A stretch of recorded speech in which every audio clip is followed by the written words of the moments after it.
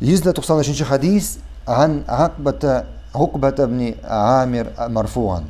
عقبة بن عامر Peygamberimizin sözlerinin haberidir. Allah'ın ilçesi sallallahu aleyhi ve sellem etti. La hayra fimen la yudif. Konakçılık ko'rsatmagan, ya'ni konak kishiga sıy hurmat ko'rsatmagan kishida hayırlılık yok dedi. Bu hadis Müslüman kardeşine sıy hurmat ko'rsatuvga indi. Biz sizni bilan hatta Qur'onda keldi. İbrahim aleyhisselam ona keldiler farishtalar. Farishtalar keldilar. Ularni birinchi taqqa ko'rdi. Ularning farishtalar ekanini bilmaydi bu vaqtda. Lekin ular ana qunaqqa keldilar. İbrahim aleyhisselam narsa ishladi.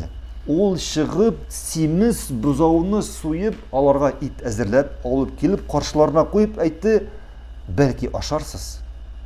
Belki asharsız deb aytdi. Ya'ni sıy hurmat ko'rsatdi. Shunga ko'ra qo'noq itu, qo'noqlarni qarshi olu, qo'noqlarga sıy hurmat ko'rsatuv ul bizning dinimizdan.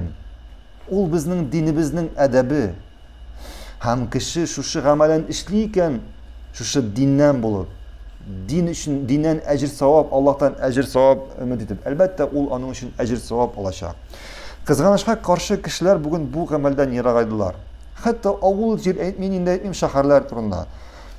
Hatta balakaygina avullarda da bugun kishilar qo'noq ituning narsa ekanini unutdilar.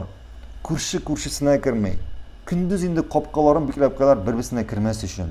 Bu dürüst tugul. Bu bizim dinimizga qarshi keladi. Shunga ko'ra, agar endi qo'noq masalasida biz endi gil shunday aytamiz, eng birinchi bu sıy hurmatni kimga ko'rsatish kerak?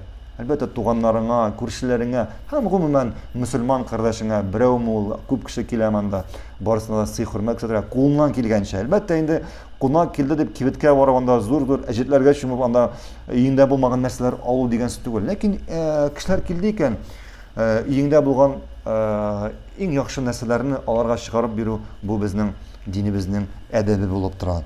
Barakallohu fikum.